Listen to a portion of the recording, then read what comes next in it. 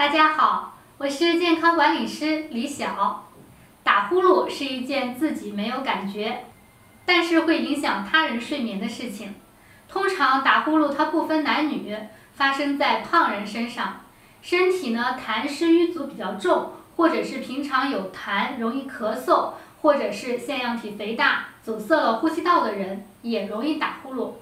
轻微的呼噜不影响睡眠，但如果出现了打呼噜中间呼吸暂停，早晨起床不明原因的头痛、咽干，白天呢疲倦打瞌睡，夜间甚至还有心律不齐，这些情况要引起重视。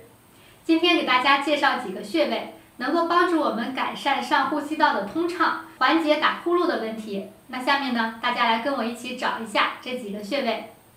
多数人平时都比较注重疏通咱们后脖子的，也就是颈椎的气血，通常会忘了咱们脖子前面的这个区域。但是呢，咱们的甲状腺、呼吸道、咽喉都在这个位置，所以平时呢也要注重去疏通一下脖子前面的气血。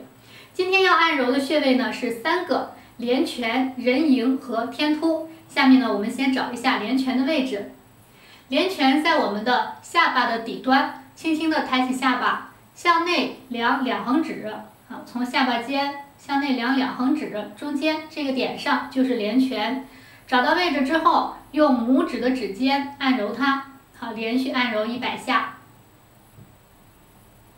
看一下侧面，稍微的抬起一点下巴，那么从下巴的顶端向内量2横指，中间就是连泉穴，连续按揉100下。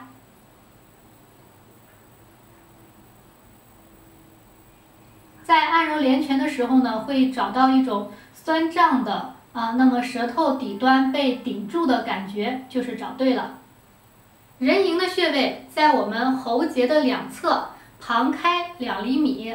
那男士的喉结会比较明显，女士的喉结不突出，但是我们扬头的时候也可以在脖子这里呢摸到一节突出的骨头，这里呢旁开2厘米就是人迎，左右各一个。我们用食指和拇指呢同时按揉住它，好，进行按揉。